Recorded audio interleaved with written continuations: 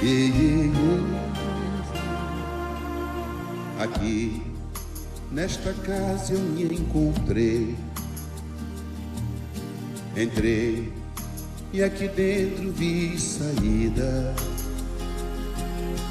Sim, foi nessa casa de amor que as benesses do labor cicatrizaram minhas feridas.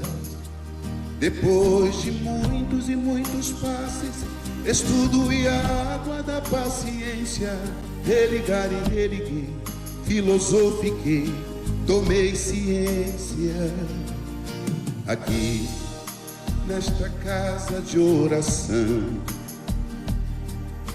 orei, pratiquei o evangelho. Sim, foi nesse pouso espiritual que eu conheci a vida real. Rompi de vez com um homem velho. Depois de muitas e muitas preces, palestras e água da fé, religar e religuei. A casa, quando é santa, é posto de emergência, hospital de alma, dissipando dores, transcendentes traumas, frente de serviços que a todos levanta, pronto atendimento de Deus, oh Santa Casa Santa. Eu fiz amigos do peito, pessoas com quem posso contar. Atendimento fraterno, culto do evangelho no lar. Sim, nessa oficina de Jesus, chorei cantando quanta luz, com as vibrações desse lugar. Depois de muitas e muitas quedas, me fortalecendo na fé, religar e religuei. A casa, quando é santa, é posto de emergência, hospital de alma, dissipando dores, transcendentes traumas, frente de serviços que a todos levanta, pronto atendimento de Deus, oh Santa Casa Santa. Por isso canto e dou graças a Deus,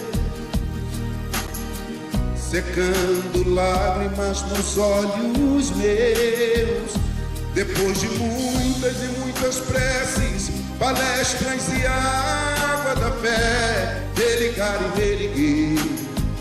Toda casa, quando é santa, é posto de emergência, hospital de alma, dissipando dores, transcendentes traumas, frente de serviços que a todos levanta, pronto atendimento de Deus, oh Santa Casa Santa. Posto de emergência, hospital de almas, dissipando dores, transcendentes traumas, frente de serviço que a todos levanta, pronto atendimento de Deus, Santa Casa Santa. Frente de serviços que a todos levanta, pronto atendimento de Deus, Santa Casa Santa.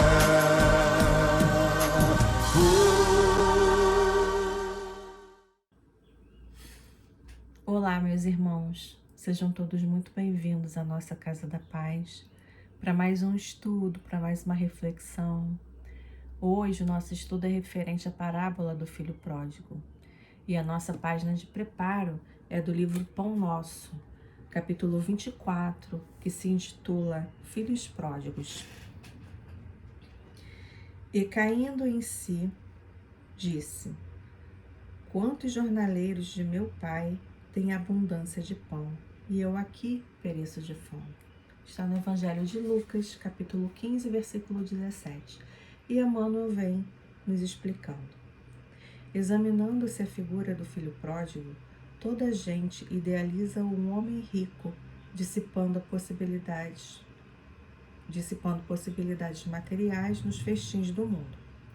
O quadro, todavia, deve ser ampliado, abrangendo as modalidades diferentes. Os filhos pródigos não respiram somente onde se encontra o dinheiro em abundância. Acomodam-se em todos os campos da atividade humana, resvalando de posições diversas.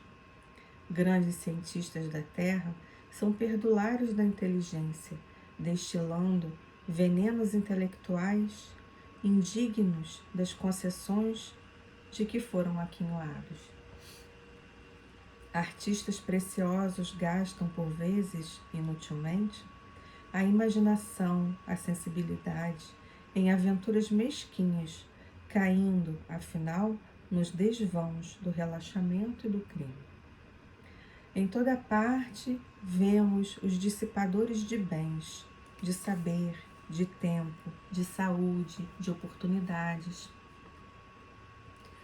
São eles que, contemplando os corações simples e humildes em marcha para Deus, possuídos de verdadeira confiança, experimentam a enorme angústia da inutilidade e, distantes da paz íntima, exclamam desalentados: quantos trabalhadores pequeninos guardam o pão da tranquilidade, enquanto a fome de paz me tortura o espírito. O mundo permanece repleto de filhos pródigos, e de hora a hora, milhares de vozes proferem aflitivas exclamações iguais a essa. Mais uma lição que Emmanuel nos traz, e dessa vez ele nos informa que todos nós somos filhos pródigos, né? Todos nós temos as nossas heranças que nós gastamos à toa, né? As nossas heranças que são dadas para que a gente consiga evoluir aqui nesse planeta. Então pensemos nisso enquanto fazemos a nossa prece de início, né? Vamos então agora colocando Jesus em nossa tela mental, elevando os nossos pensamentos ao nosso Mestre amado, em gratidão. Obrigada, Senhor, por mais essa oportunidade de estudo, por mais essa oportunidade de aprendizado. Que nós possamos, Senhor, termos a capacidade de absorver tudo isso na sua parábola que Tu nos trouxeste. Fica conosco, Mestre, através de seus prepostos, que são os nossos anjos guardiões, os nossos mentores espirituais, nossos guias espirituais. Sê conosco, Mestre, hoje e sempre, que assim seja. Então, meus irmãos, vamos ao estudo dessa parábola. Então, para poder reforçar, porque eu sei que já foi dito aqui, que parábola, ela é uma história que é contada e que se pega várias referências do cotidiano, do dia a dia, daquelas pessoas que ali estão, para que elas consigam entender direitinho tudo aquilo que se quer dizer. Então Jesus sempre fazia uso dessas parábolas, dessas histórias, né? Para que todo o povo, que naquela época era muito mais ignorante do que nós aqui, agora, eles entendessem, desde daqueles analfabetos até os doutores da lei, que eles conseguissem entender aquilo que ele queria dizer. Então ele usava todas as coisas do dia a dia deles para poder fazer essa história.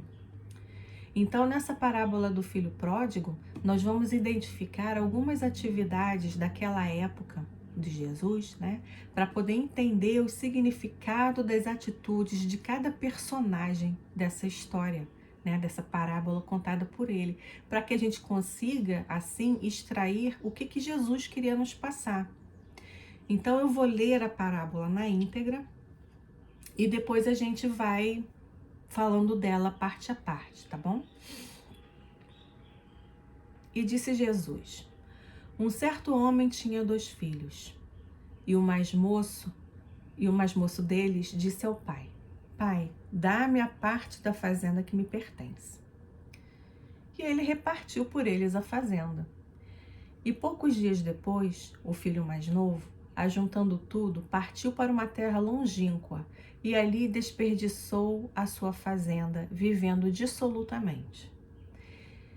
E havendo ele gastado tudo, houve naquela terra uma grande fome e começou a padecer necessidades.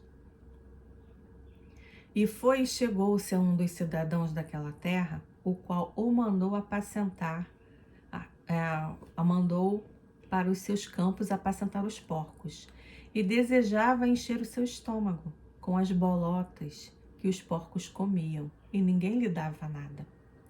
E caindo em si, disse: Quantos trabalhadores de meu pai têm abundância de pão, e eu aqui pereço de fome? Levantar-me-ei e irei ter com meu pai, e dir-lhe-ei: Pai, pequei contra o céu e perante ti. Já não sou digno de ser chamado seu filho. Faze-me como um dos teus trabalhadores. E levantando-se foi para o seu pai. E quando ainda estava longe, o pai viu-o e se moveu de íntima compaixão. E correndo, lançou-se-lhe ao pescoço e o beijou. E o filho disse: Pai, pequei contra o céu e contra ti, e já não sou digno de ser chamado teu filho. Mas o pai disse aos seus servos: Trazei depressa a melhor roupa, vestilho, e ponde-lhe anel e na mão e sandálias nos pés, e trazei o bezerro cevado e matai-o. E comamos e alegramo-nos, porque este meu filho estava morto e reviveu, tinha-se perdido e foi achado. E começaram a alegrar-se. E o seu filho mais velho estava no campo, e quando veio e chegou perto da casa, ouviu a música e as danças. E chamando um dos servos, perguntou-lhe o que era aquilo. E ele lhe disse: Veio teu irmão, e teu pai matou o bezerro cevado, porque o recebeu são e salvo. Mas ele se indignou e não queria entrar. E saindo o pai, instava com ele. Mas, respondendo ele, disse ao pai: Eis que te sirvo há tantos anos, sem nunca transgredir o teu mandamento, e nunca me deste um cabrito para alegrar-me com os meus amigos. Vindo, porém, este teu filho, que desperdiçou a tua fazenda com as meretrizes, mataste-lhe o bezerro cevado. E ele lhe disse: Filho, tu sempre estás comigo, e todas as minhas coisas são tuas. Mas era justo alegrarmos-nos e regozijarmos-nos, porque este teu irmão estava morto e reviveu, tinha-se perdido e foi achado. Essa parábola ela está no Evangelho de Lucas, no capítulo 15, dos versículos 11 até o 32, né? E na primeira parte dessa parábola, quando o filho pede ao pai a sua herança e parte para uma terra longínqua e desperdiça tudo, né? A gente observa que esse filho mais novo, ele tem umas inquietações próprias da juventude, né? Ele ansiava por vivenciar novas experiências e longe do olhar paterno, longe do jugo paterno, né? E ele pede a parte da sua herança, né? E contrariando todas as leis mosaicas, o pai dá e reparte entre eles dois igualmente, né? Segundo essas leis mosaicas, né, havia uma valorização da primogenitura, né? Ou seja, o primogênito, que é o primeiro filho varão, né, homem que nasce, ele tinha direito 2 vezes mais à herança do que seus irmãos. Ou seja, se tivessem 3 filhos, o mais velho ficaria com 50% e os outros 2 dividiriam os outros 50%, né? Tal era a valorização dessa primogenitura, né? Mas o pai não, o pai reparte isso em partes iguais para os 2 irmãos, tanto para o mais novo quanto para o mais velho. E aí, além disso, além dessa parte do pai que ele fez a divisão igual, era muito raro um herdeiro pedir a sua parte da herança, porque isso era como se fosse uma desonra, uma afronta e uma desobediência, né, às leis mosaicas e familiares. E que muitas das vezes tinham punição de morte por apedrejamento, né? Então, nessa parte, a gente já consegue imaginar aquelas pessoas ali escutando Jesus falar sobre isso, escutando Jesus falar que um pai dividiu igualmente a herança entre os dois filhos, o mais velho e o mais novo, que ele não deu valor à primogenitura, né? Ele dividiu igualmente, ou seja, os filhos para ele eram iguais, né? E outra coisa, vemos também a atitude do filho pródigo em pedir a herança.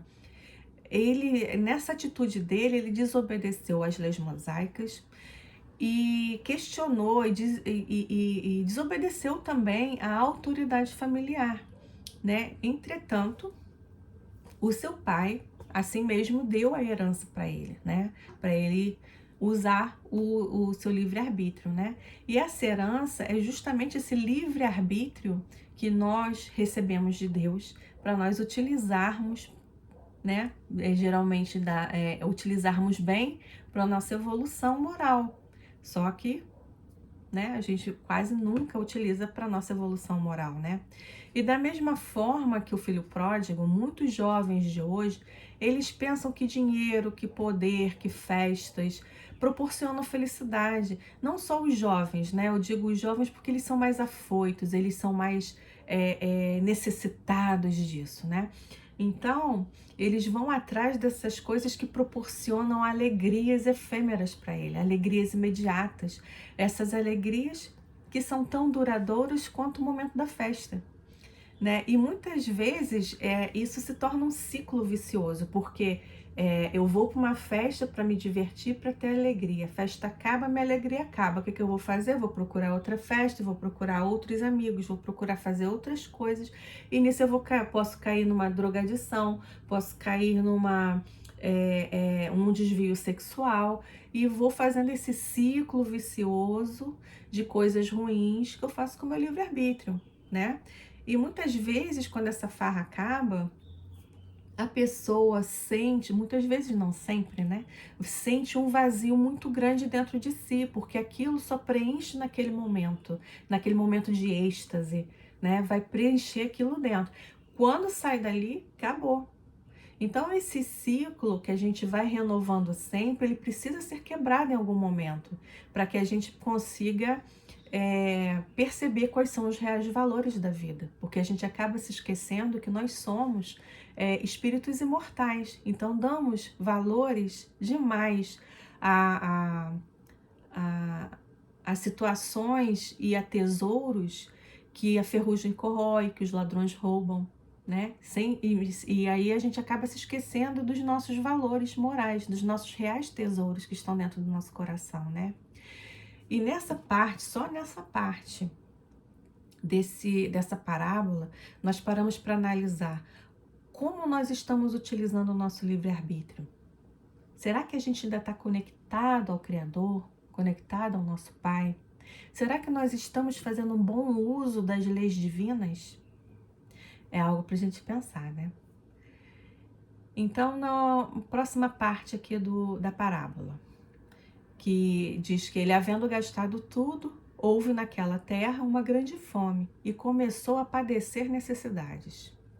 E chegou-se a um dos cidadãos daquela terra, ao qual mandou para seus campos apacentar porcos. E desejava encher o seu estômago com as bolotas ou alfarrobas, né, que os porcos comiam, e ninguém lhe dava nada.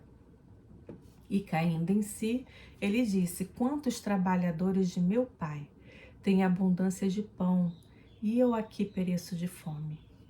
Então, o filho pródigo, após ele vivenciar aquela euforia descontrolada, os momentos de prazeres passageiros, gastando seu tempo, seu dinheiro, ele começou, em determinado momento, a sofrer as consequências das suas atitudes, né? Porque por ele não ser previdente, ele não poupou dinheiro, ele gastou tudo, começou a passar fome. ele começou a ter dificuldades.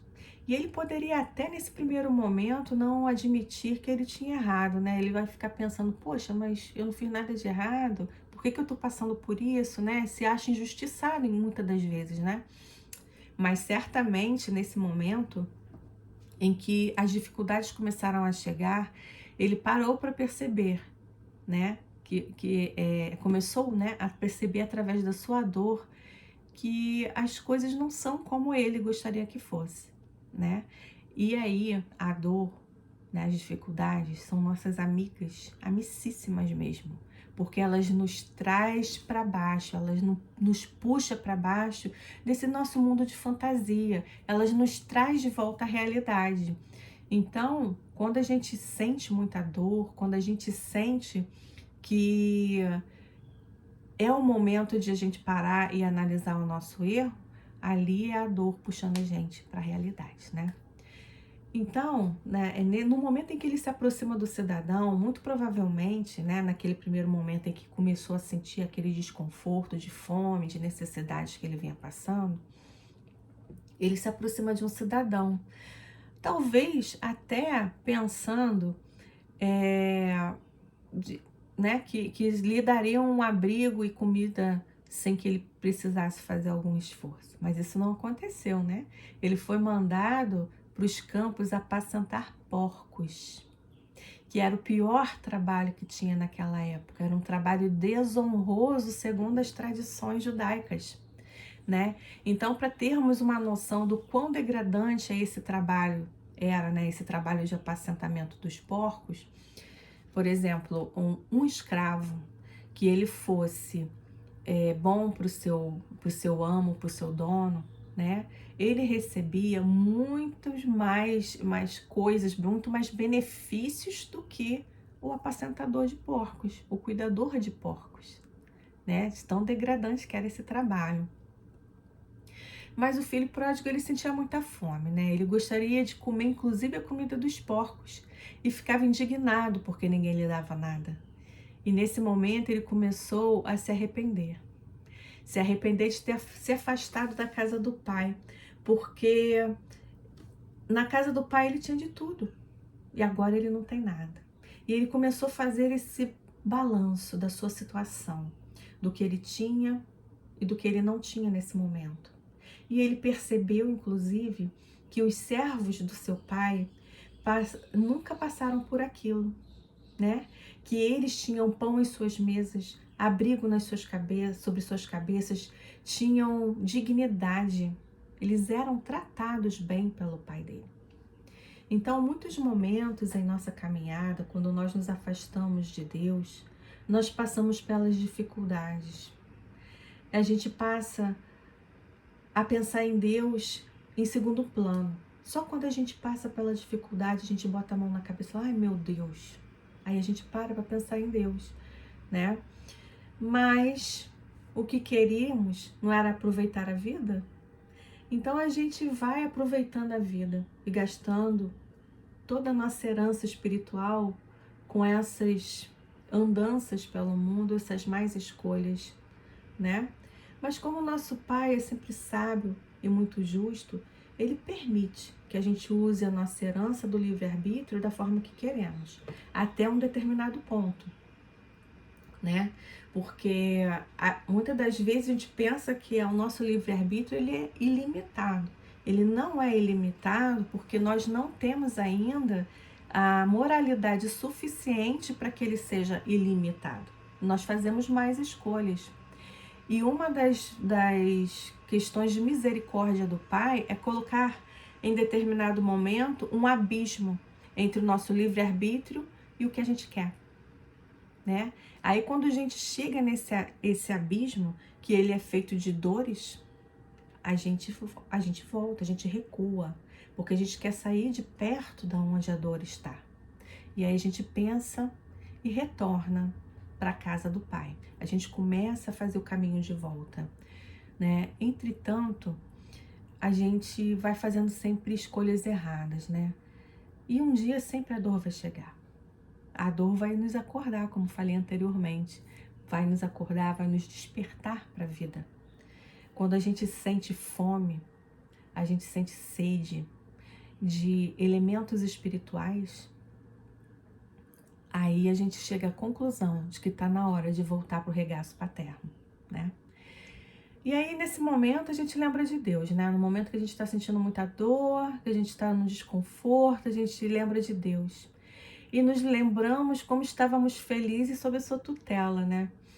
E aí a gente começa a perceber que aqueles companheiros nossos que não seguiram o mesmo caminho errado que a gente, que eles continuaram servindo ao Pai, eles se tornaram servos fiéis. E eles permanecendo ao lado do Pai, eles tinham pão da alma, água da tranquilidade, dormem sob o teto da fé. E a gente não tinha nada disso, né? Aí a gente se arrepende, a gente se admite arrependido. Só que o arrependimento por arrependimento não vale de nada. A gente precisa ter uma ação.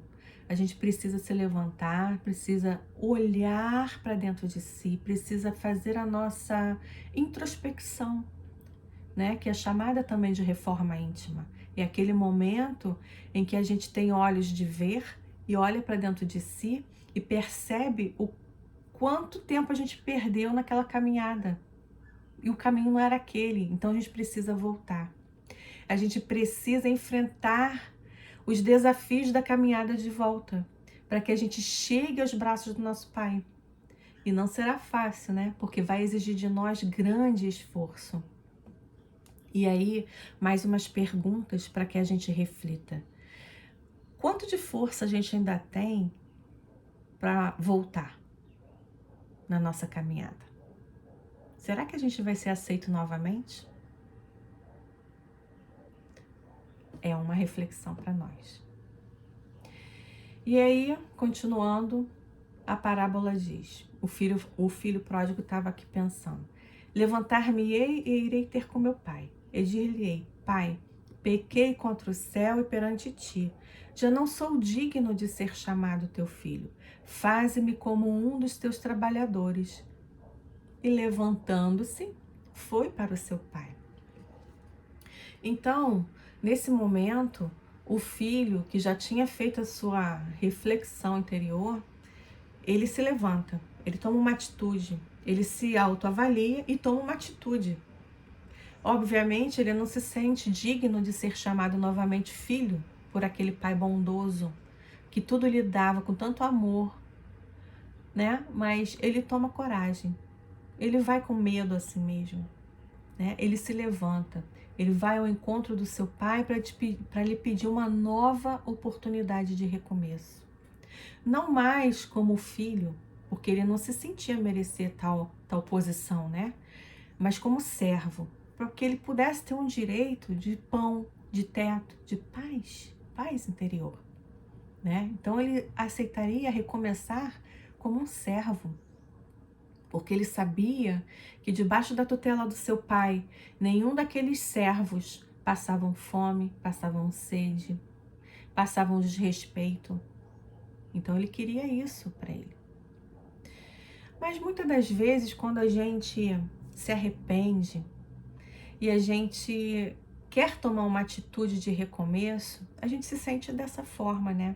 Sente que a gente, poxa, será que eu vou ser aceito de volta? Será que, não, eu sou tão indigna de orar a Deus, eu tô fazendo tanta coisa errada que eu não vou nem orar a Deus porque eu não tenho esse direito.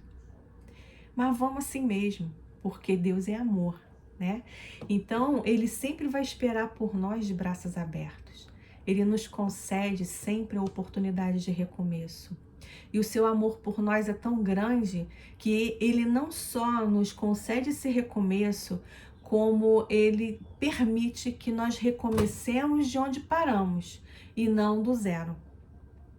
A gente não volta desde o início para recomeçar. A gente recomeça de onde a gente parou, né? E sendo assim, toda vez que a gente reencarna, é uma oportunidade que a gente recebe para reiniciar o nosso projeto de melhora espiritual, porque afinal de contas é isso que a gente veio fazer aqui, a nossa melhora como seres humanos, a nossa melhora como espíritos imortais, né? E continuando, E quando estava longe, o seu pai o viu e se moveu de íntima compaixão. E correndo, lançou-se-lhe ao pescoço e o beijou. E o filho disse: Pai, pequei contra o céu e perante ti, e já não sou digno de ser chamado seu filho. Mas o pai disse aos seus servos: Trazei depressa a melhor roupa, vestilho, e ponde-lhe um anel na mão e sandália nos pés, e trazei o bezerro cevado, e matai-o, e comamos e alegramo-nos, porque este meu filho estava morto e reviveu, tinha se perdido e foi achado. Imagina a situação do filho pródigo nesse momento. Ele deve ter tido uma mistura muito grande de emoções, né? Ele deve ter ficado intrigado, constrangido e ao mesmo tempo que feliz, né? E certamente ele não esperava essa atitude do pai, porque ele estava preparado para ser tratado como servo, para ser escorraçado, para ser humilhado. Mas o comportamento do pai é completamente o inverso disso, que ao invés de repreendê-lo, acolheu ele, acolheu com o amor de sempre, aquele amor que ele dispensou. O pai o vestiu, calçou, colocou o anel da família. Para quê? Para que ele não passasse vergonha diante dos servos. Matou o bezerro mais gordo que tinha, né? O bezerro cevado, o bezerro gordo, e fez uma festa em sua comemoração. E aí a gente percebe que o pai sempre nos surpreende, né? Ele nos faz dignos, até mesmo quando nós não nos sentimos dignos porque erramos feio. Né? Ele sempre nos recebe de volta, ele coloca sandália em nossos pés, ele nos veste, ele é para o nosso recomeço, né? Ele nos veste, dá as vestes carnais para que a gente recomece. Ele coloca, mas não sem colocar antes, né? O anel no nosso dedo. E esse anel significa o seu brasão, a sua assinatura divina no nosso coração, né? Que nos declara seus filhos. É uma verdadeira festa, gente. Quando a gente, criaturas errantes que somos, a gente retorna ao nosso caminho da fé e da esperança. Porque quando nós estamos afastados de Deus, nós estamos mortos e perdidos para a vida espiritual. A gente não imagina nunca como é a felicidade de Deus quando Ele nos vê retornar. Essa felicidade do Pai, ela é representada pelos nossos mentores espirituais, pelos nossos anjos da guarda, como queiram chamar, né? Nossos amigos que estão ao nosso lado, no dia a dia, do lado espiritual. Eles fazem uma festa quando nós paramos, quando nós olhamos para dentro de nós, nos autoavaliamos e tomamos a coragem de voltar no caminho de volta ao regaço paterno. É uma festa. Eles ficam muito felizes. Percebam também que o pai não deixou que ele nem terminasse a frase, porque ele ensaiou uma frase para dizer para o pai que ele não era digno e que queria que ele tratasse como um servo. O pai não deixou que ele terminasse essa frase, né? Ele o interrompe. Por que o pai o interrompe? Porque não vê necessidade do filho se humilhar mais do que já estava se humilhando. O que o pai quer não é que a gente se humilhe, mas que a gente se humilde, né? A gente não tem que se humilhar, a gente tem que se humildar. E assim, né, o nosso pai procede conosco, né? Ele quer que a gente aceite com doçura as suas leis, porque assim se torna mais fácil a nossa evolução. Porque todas as vezes que nós erramos, que nós vamos contra as leis divinas, as leis universais, é como se nós estivéssemos nadando contra a maré, né? Nadando contra a correnteza. A gente se machuca, a gente se cansa, né? E acaba, de uma certa forma, tendo que voltar aquele caminho todo para poder voltar, para recomeçar. Então, quando nós seguimos as leis divinas, as leis universais, que nós somos dóceis, as instruções recebidas através de Jesus, né? Através do seu evangelho, trazidas pelos nossos irmãos espirituais, não quer dizer que nós não tenhamos mais problemas, dores, preocupações. Nós vamos ter, mas vai ser muito mais fácil passar por eles, porque nós vamos estar envoltos, imantados com a fé. Essa fé é que vai nos conduzir, nos dar coragem para que a gente nos conduza de volta ao caminho, né? E começaram a alegrar-se. E o seu filho mais velho estava no campo. E quando veio e chegou perto de casa, ouviu a música, as danças, e chamando um dos servos, perguntou-lhe o que era aquilo. E ele lhe disse: veio teu irmão, e teu pai matou o bezerro cevado, porque o recebeu são e salvo. Mas ele se indignou. Ele não queria entrar. E saindo, o pai insistia, né, com ele. Mas respondendo, ele disse ao pai: eis que te sirvo há tantos anos, sem nunca transgredir o seu mandamento, e nunca me des um cabrito para alegrar-me com os meus amigos. Vindo, porém, esse teu filho, que desperdiçou a tua fazenda com as meretrizes, mataste-lhe o bezerro cevado. E ele lhe disse: filho, tu estás sempre comigo, e todas as minhas coisas são tuas. Mas era justo alegrarmos-nos e regozijarmos-nos, porque este teu irmão estava morto e reviveu, tinha-se perdido e foi achado. Então nós paramos agora para analisar um pouco a personalidade do filho mais velho. É por egoísmo, é por avareza, né? Ele se sente com orgulho ferido. Ele não consegue mais, porque seu orgulho foi ferido, ele não consegue mais sustentar a sua máscara de bom moço. Daquele bom moço que está sempre ali, do lado, seguindo as regras, fazendo tudo direitinho. Ele não consegue. Ele fica irado. E ele joga em face do pai, ele joga na cara do pai, como popularmente se fala, todo o trabalho, todo o tempo que ele dedicou e que não recebeu nenhuma recompensa por isso. Acha que o pai é tendencioso, que gosta mais do irmão mais novo do que dele. E demonstra dessa forma o seu ciúme doentio, né? Porque o ciúme que ele sente é tão grande que não permite que ele vá confraternizar, né? Se alegrar com o irmão, com o retorno do irmão mais novo, né?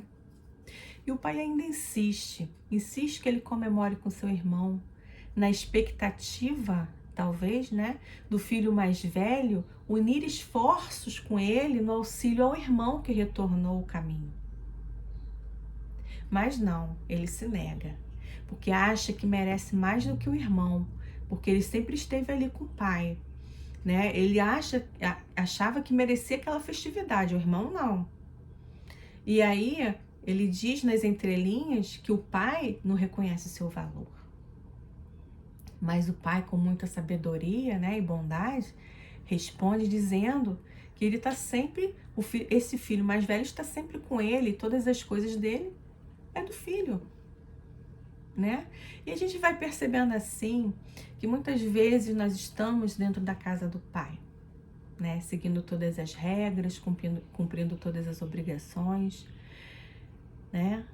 Mas sem realmente nós estarmos ao lado do pai. Quantas vezes nós estamos dentro da doutrina espírita, dentro da casa espírita, seguindo todas as regras, seguindo todo o estatuto que está escrito ali, impecavelmente. Mas quando realmente a gente não se transformou. Quantas vezes nós estamos dentro de qualquer templo religioso, seja ele qual for, que a gente segue todas aquelas regras humanas, mas a gente não se modifica interiormente, né? E pode, muitas das vezes, a gente pode deixar a máscara cair, né? Quando a gente se sente acuado, a máscara cai. A gente revela o que é. A gente revela o nosso lado egocêntrico, mesquinho, né? Que é porque a gente acaba se achando, porque cumpre todas aquelas regras, merecedor, mais merecedor do que o irmão. Quantas vezes? Quantas vezes nós já fizemos isso? Né? A presunção cegou o irmão mais velho. Ele se achava superior, se achava melhor do que todos, do que o irmão. E não passava de um cego, né? Ele se supõe, muitas vezes, às portas do céu, quando na verdade existe um abismo para que ele chegue até lá. Quantas vezes nós estamos como esse filho mais velho? Quantas vezes nós fizemos isso, achando que nós estamos certos e os nossos irmãos errados? Então, que a gente não aponte, né, o dedo para o nosso irmão. Quando a gente vê que o nosso irmão errou, a gente abre os braços para ele, como o pai fez ao filho pródigo, né? Porque lembrando a lição de Emmanuel que nós lemos anteriormente, todos nós somos filhos pródigos, todos nós somos suscetíveis de cometer erros, não somos espíritos puros, né? Nós vamos sempre fazer mais escolhas e nós temos que ter a coragem de voltar ao regaço paterno, voltar ao nosso caminho, né? Assim, o nosso irmão, dentro da casa espírita, dentro da igreja, ele também erra. E se ele escolhe ir por determinado caminho, a gente não tem como impedir. Mas a gente também não deve ficar julgando. É aguardar, é orar por ele, aguardar que ele retorne e recebê-lo bem, né? Recebê-lo com nosso amor, recebê-lo de braços abertos. Num livro chamado Palavras de Vida Eterna, no capítulo 98, Emmanuel fala o seguinte: se te sentes ligado à esfera superior por teus atos e diretrizes, palavras e pensamentos, não te encarceres na vaidade de ser bom. Não te esqueças, em circunstância alguma, de que Deus é Pai de todos. E, se te ajudou para estares com Ele, é para que estejais com Ele ajudando os outros. Então, isso vem de encontro ao que a gente estava falando, né? Quantas vezes nós somos como o filho pródigo que se recusa a aceitar as leis divinas, que se recusa a modificar o seu caminho, a seguir aqueles conselhos que nós recebemos, muitas vezes até dos nossos pais, dos nossos amigos aqui encarnados mesmo, sabe? Quantas vezes a gente não se desviou, que a gente trocou as coisas espirituais pelas festas? Quantas vezes, né? Nós pedimos dinheiro para o nosso pai e fomos para festas ao invés de ir para casa espírita, ao invés de ir para a igreja, né? E agindo dessa forma, a gente se recusa a aceitar e seguir as leis divinas, né? E saímos mundo afora, fazendo essas dívidas, né? Nos desviando desse caminho, fazendo dívidas tamanhas, dívidas morais, que a gente vai pagar mais adiante. Quantas vezes nós desperdiçamos o nosso tempo acumulando bens, né, que os ladrões podem roubar, que a ferrugem pode corroer? Quantas vezes? E nesse ritmo desordenado de vida, a gente acaba se esquecendo do Pai. E só vindo a lembrar do Pai depois, somente quando a dor chega, que bate na nossa porta, né? E que nos impulsiona para sair do lugar. Que a gente chega no fundo do poço moral. No fundo do poço moral, espiritual, emocional, é onde nós nos colocamos quando não aceitamos as leis divinas e quando estamos passando a necessidade como o irmão pródigo, o filho pródigo passava, né? São as necessidades morais, as necessidades de nós como espíritos imortais, de termos para nós aquele abraço paternal de Deus, que nos coloca dignos, mesmo quando nós não nos achamos, né? E sempre quando nós tomamos a decisão de retorno para o caminho do bem, que é uma decisão bem difícil, né? Porque vai depender de nós o esforço total para sair do lugar, a gente se coloca em conformidade com as leis universais, né? Com as leis divinas. E aí nós somos recebidos na casa do Pai com muita alegria. E percebamos que Ele sempre vai nos aguardar com os braços abertos. O Pai sempre nos aguarda, né? O momento em que a gente amadurece para poder voltar dos seus braços, voltar para as suas leis. Quantas vezes somos como o filho mais velho, nos achando cheios de virtudes, únicos herdeiros das bem-aventuranças? Quantas vezes? Quantas vezes nós sentimos superior ao nosso irmão? Porque a gente sabe mais uma coisa do que ele, porque nós erramos menos do que ele. Erramos menos? Será? Né? Talvez erremos menos aos olhos dos outros, mas não aos olhos da espiritualidade.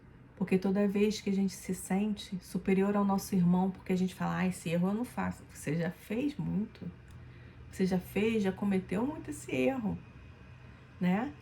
E foi perdoado, foi dada oportunidade de recomeço, né? Quantas vezes nós nos achamos os filhos preferidos de Deus, apenas pelo fato da gente não praticar o mal. Então, não praticar o mal não quer dizer que a gente seja bom, né? Quer dizer que a gente está no caminho. Não praticar o mal e ser neutro em situações em que a gente poderia intervir para poder ajudar, a gente está praticando mal. Quando a gente se coloca em cima do muro, a gente está praticando o mal, porque a gente está deixando de praticar o bem. No Livro dos Espíritos, que agora não me vem à mente qual é a questão, mas diz que nós somos tão culpados pelo mal que praticamos quanto pelo bem que nós deixamos de praticar.